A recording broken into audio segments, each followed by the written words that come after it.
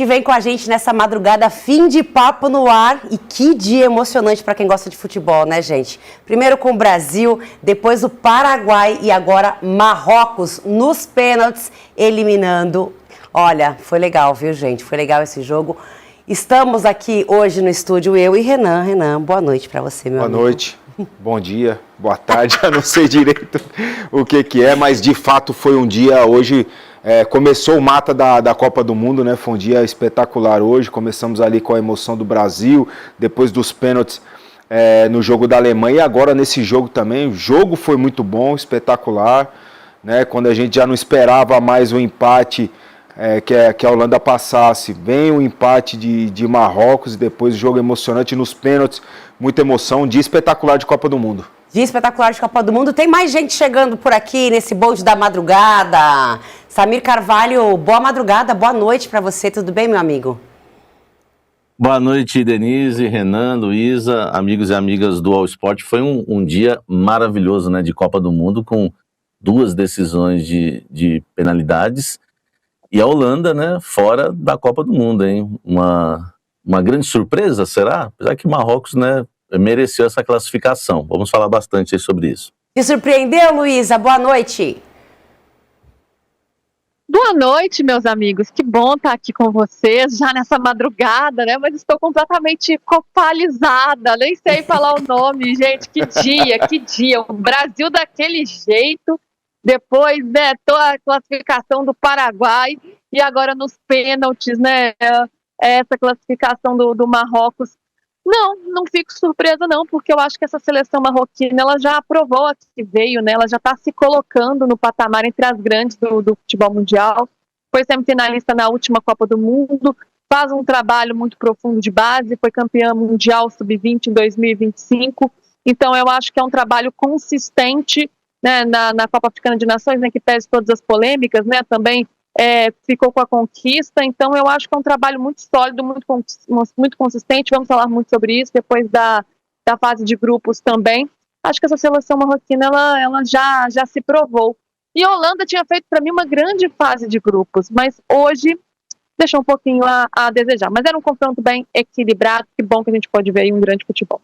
Foi bem equilibrado e a gente está aqui hoje, gente, com a casa cheia. Rodrigo Matos chegando também no bonde da madrugada hoje. Rodrigo, que jogo também, que dia, né, de futebol para os amantes do futebol. Fala, Denise, Renan, Luísa e Samir, boa noite para todo mundo que está ouvindo.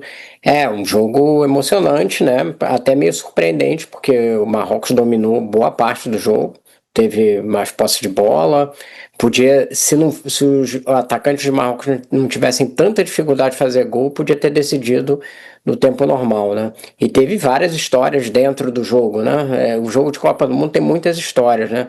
O Gakpo fazendo gol e chorando porque perdeu o filho, enfim, o Marrocos com essa superação de tentar chegar mais uma vez numa Copa semifinal e a torcida ali preponderante em relação à torcida da Holanda. Teve várias histórias legais dentro desse jogo, assim como teve no Paraguai da Alemanha, no Brasil e Japão. O Gakpo, que inclusive teve ali uns dias, né, na seleção, foi avisado no sábado da morte do filho, que estava ainda na barriga, o segundo filho dele, e foi muito abraçado por todo o time. Quem estava no banco de reserva, quem estava dentro do campo, entrou ali, realmente muito emocionante. E falando em emoção, eu quero que você que está aí em casa participe com a gente desse programa. Afinal, é de madrugada, gente, a gente vai aqui, ó, por 1 hora falar bastante. Então vote na enquete, deixe o seu like, quem ainda não se inscreveu, se inscreva no nosso canal. E a enquete é sobre essa emoção dessa segunda-feira, né, gente? Porque tivemos 3 jogos e aí eu quero que você vote. Qual foi o jogo mais emocionante dessa segunda-feira de Copa do Mundo? Brasil e Japão, Alemanha e Paraguai, Holanda e Marrocos. Para mim foi o Brasil, porque eu fiquei muito emocionada, enfim. Mas, gente, os outros dois, assim como o Rodrigo falou, tiveram histórias bonitas, né, Renan? Inclusive, Paraguai foi muito emocionante também. Mas qual que você vota? Todos os jogos tiveram histórias bem legais, emocionantes para os seus povos, né? Eu acho que o do Brasil também, com aquele gol do Martinelli no finzinho, quando já ninguém mais também esperava por esse por esse gol. O Martinelli, que é um cara que o herói improvável, né? Pouca gente esperava que ele pudesse até mesmo entrar no jogo. Ele faz o gol ali no finalzinho, que dá a vitória. Ele mesmo fala, né? Eu já tinha acertado uma bola na trave e eu falei para minha mulher, né? Eu tinha falado para minha esposa, eu vou fazer um gol ainda na Copa. Ele consegue fazer o gol que dá a vitória da classificação para o Brasil. Então, nessa enquete aí, para mim, é o jogo do Brasil mais emocionante. Samir, quem que você vota? E qual que foi a sua emoção do dia hoje? Acho que eu vou ficar com esse último agora, né? Claro que a seleção brasileira conta, né, para nós brasileiros, mas esse jogo foi bem emocionante por tudo que aconteceu, né?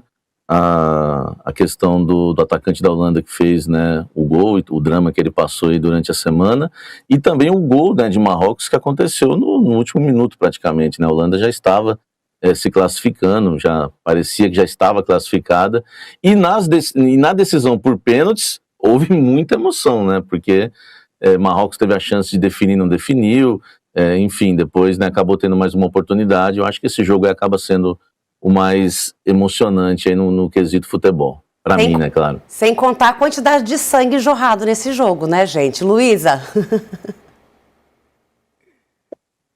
Ai, eu vou ficar com o Brasil, né? Vou acionar o modo Pacheco aqui, porque um gol aos 50 minutos de um herói até improvável, né? Um jogador que ninguém dá tanto assim por ele, é um dos menos badalados ali do setor ofensivo da seleção brasileira. O Martinelli faz o gol da forma que foi, vou ficar com o Brasil. Mas todos eles foram emocionantes, esse de agora, né? Pelas circunstâncias, pelas histórias. Acho que todos entram bem nessa lista. Uma bela enquete, viu, Dê? Mas vou ficar com o Brasil. Rodrigo, ontem a gente estava conversando aqui no Fim de Papo e a gente falava de um jogo que foi morno no domingo, né? Hoje não teve jogo morno, né?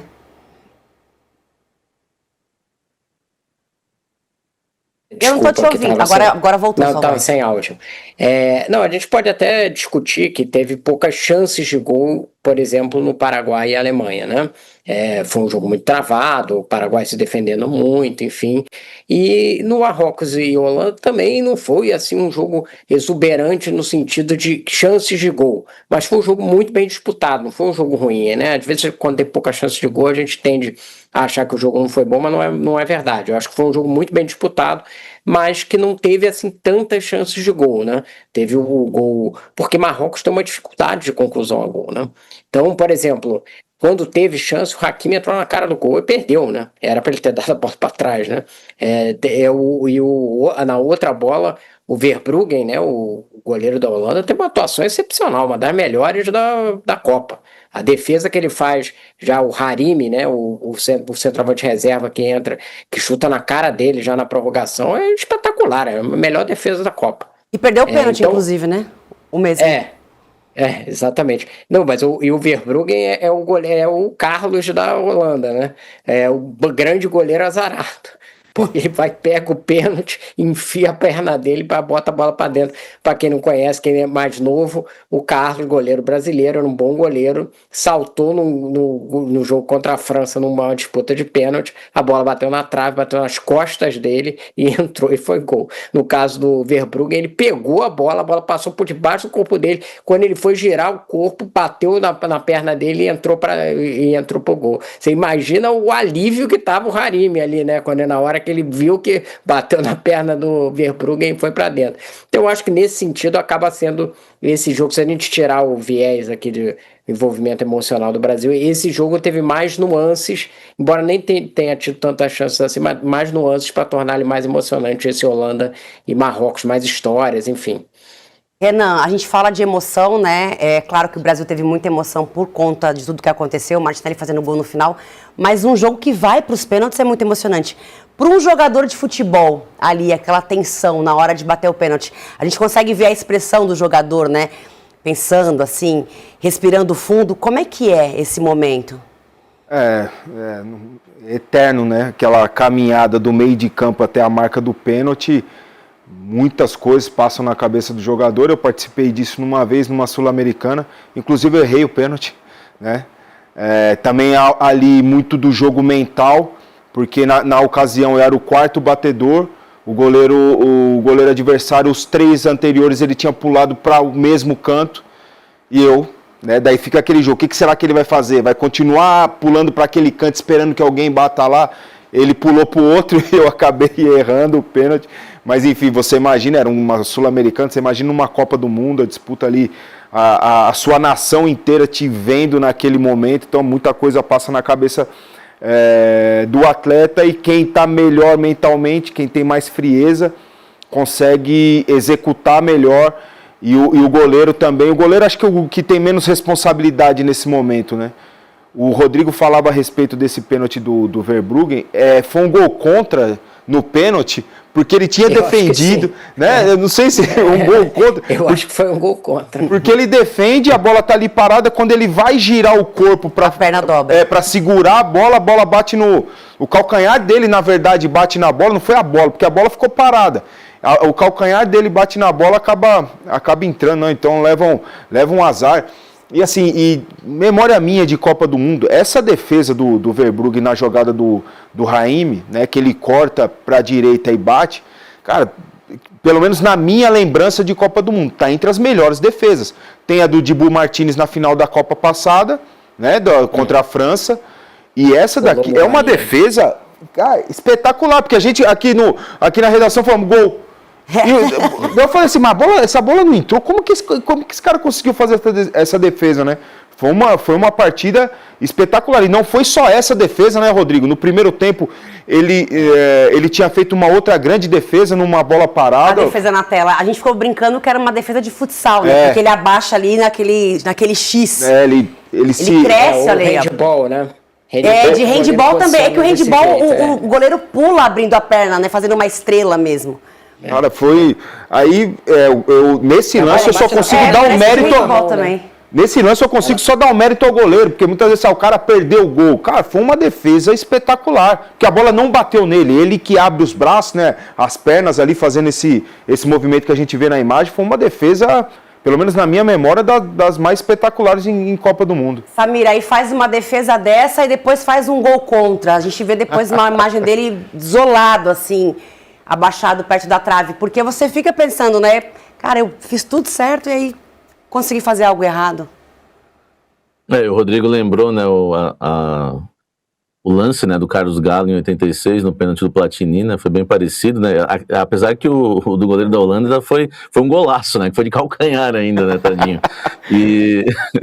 Mas eu achei que eu até ziquei o goleiro, né, tava conversando no grupo com os amigos, eu tava falando, o melhor goleiro da Copa, né, não só por essa defesa aí, né, que o Renan, enfim, o Rodrigo, vocês já analisaram tão bem aí, mas também por outras defesas, né, no primeiro tempo ele pegou uma cabeçada queima-roupa, né, e teve uma outra defesa também no chute rasteiro, então ele já estava bem na partida, né, e no final do jogo faz aquela defesaça, nos pênaltis também estava indo bem, e de repente, né, acontece aí isso que é do futebol, né, não dá nem para falar que foi um desastre, né, foi realmente um azar. A bola bateu na trave, no calcanhar dele, acabou entrando, mas certamente, até então, era o melhor goleiro da Copa, né? Alguém agora pode passar o goleiro holandês, até porque ainda tem muita Copa pela frente, mas uma grande atuação, né, do goleiro Verbruggen. Muita gente falou bem do Suzuki também, mas que agora já ficou porque o Brasil conseguiu superá-lo, né? Luísa, nesse jogo da Holanda... O maior gol da Copa, né? O Suzuki impediu o maior gol da Copa. O do Vini Júnior, exatamente. Todo mundo levantou e fez aquele gol junto. Tentou fazer aquele gol junto com o Vini Júnior, né? E ele com a mãozinha ali conseguiu tirar. Fala, Lu, o que você ia falar? Não, o que eu ia dizer é que, claro, né, acho que tem que exaltar essa defesa, que de fato foi maravilhosa e uma atuação incrível, mas eu tô com o Rodrigo Matos também, de que eu acho que faltou um pouco de poder de fogo pro Marrocos, porque o Marrocos dominou muito essa partida contra a Holanda, especialmente no segundo tempo ali do tempo regulamentar, né? Depois, na prorrogação, os times baixaram um pouquinho o ritmo, né? Pelo cansaço, também pela expectativa de pênaltis, enfim. Mas especialmente no segundo tempo, foi um massacre ali do Marrocos em termos de posse de bola, né? Jogadores se associando bem, preenchendo ali o meio de campo, Brahim Dias por ali, o Saibari, o Hakimi também se movimentando. Mas eu acho que faltou, de fato, ser um pouco mais incisivo ali para conseguir fazer esse gol. Depois o Gakpo marca primeiro, né, e o Marrocos consegue o empate no finalzinho. Mas olhando para essa seleção marroquina, eu acho que faltou um pouco, sim, desse poder de fogo, desse poder de finalização porque poderia ter conseguido a vitória no tempo normal, pelo que jogou o Marrocos, pela superioridade que teve diante da Holanda, ao meu ver. E a gente estava olhando os números, né?